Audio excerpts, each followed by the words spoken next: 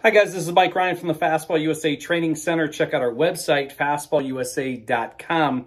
Today I want to talk to you about warm-ups and warm-ups as it relates to baseball. And something that I see constantly that doesn't really reflect well on our sport. And what it is warm-ups. When it comes to warm-ups, we'll say they're kind of mediocre at best, and players seem to be in a hurry. Maybe it's a little bit coaches. They seem to be in a hurry to get to the point where they're playing catch. And they're doing the ground balls, and they're hitting and all that. But, we have a saying here at Fastball USA is we warm up to throw, we don't throw to warm up. And as much as people talk about warming ups, I watch people's warm ups and I'm like, oh boy, is that kid even ready to throw? So I want you to kind of go through. The warm up is one of the most important things we take very seriously here at Fastball USA in our academy and with our teams. And what I mean by that, the warm-up to us is really critical for many reasons. One of them is you're going to have coaches say things to you like, hey, you got to use your legs. You got to use your hips. You really got to get, use your lower half to hit, or throw or whatever it is. Well, how can I use something that's not awake, right? How can I use something that I've not really awakened? And a lot of people, what they're trying to do, I notice in their pregame warm-ups, is they're trying to save their bullets, save their energy for the baseball game. And the same thing when they're warming up. I have some guys, they'll come in, I'll say, okay, show me your warm-up. And I can't believe what I'm seeing. So here's a few concepts. So what we do at Fastball USA, we have various parts of our warm-up. One, we have what we call a wake-up. And a wake-up is what I would call, it's a dynamic stretch. It's getting blood flow. The main purpose of it is getting blood flow going to the system. That way, the blood is flowing, we're moving around a little bit, and now it's low intensity. There's a little bit of stretching involved in that. We get blood flow, and blood flow is going. The second part of that is the actual warm-up. So the first part is the wake-up. Then we have the warm-up. And once we get to the warm-up, now some people might look at our warm-up and say, Coach, that doesn't look like a warm-up. That looks more like a workout. And I probably would agree. When most players come into our academy and they do our elite training program and they're done with their warm-up, that's harder than most workouts they've done.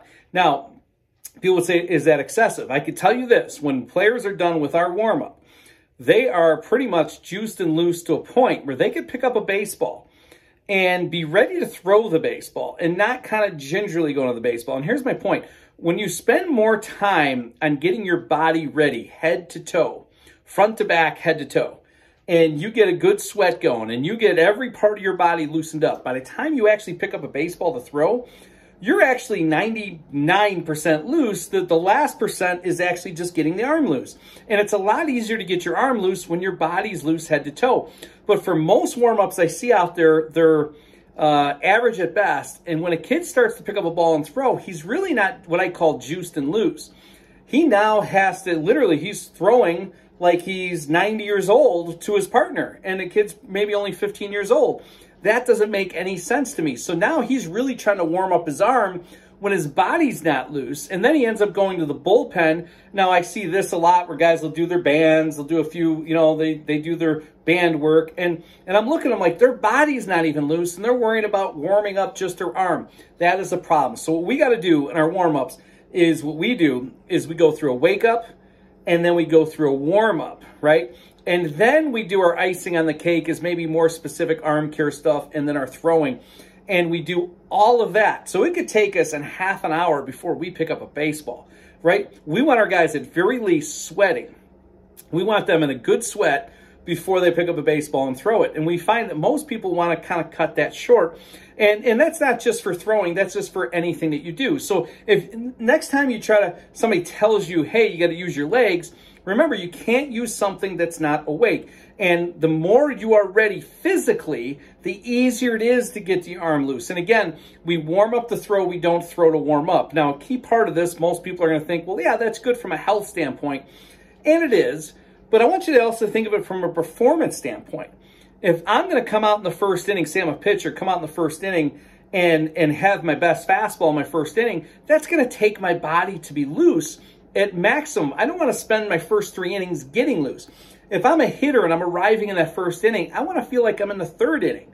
I don't want to be just getting gradually into it. So the mindset of saving bullets, save your energy and all that, you know, it's an interesting thing, but what I see is when I see teenagers even make their first 3 throws of the day, it is pretty poor. It's really poor, in part because their warm-up is poor. So if you want to be a world-class athlete, you want to become a world-class baseball player, world-class thrower, world-class hitter, you got to have a world-class warm-up. So at Fastball USA, we have that multi-level where we start with the wake-up, we go to the warm-up, and then we get very specific with our arm care and our throwing, and then we go from there. It's one of the reasons why I've developed so many hard throwers. In our academy, between throwers and hitters, we now have 25 guys have gone over 100 miles an hour on their step-behind crow hop throws. We've had, it's over 200 now, go over 90 miles an hour. And it's amazing when you hear this and you start thinking, you're talking about this, is in part because when you have a dynamic warm-up, it's so much easier then to let the ball go and let it loose. It's partially a mindset thing. So if you're out there and you're experiencing poor warm-ups on your team, you may have to do extra just to get yourself truly prepared to play. If you have any questions about this, shoot me an email, fastballusa@hotmail.com. Check out our website, fastballusa.com. Remember, we warm up to throw. We don't throw to warm up. By the time you pick up a ball, your body needs to be juiced and loose, ready to go. That way you're just getting your arm loose. You're not getting your entire body loose. And we certainly don't want to get our arm loose before our entire body is juiced and loose. This is Mike Ryan. Have a great day.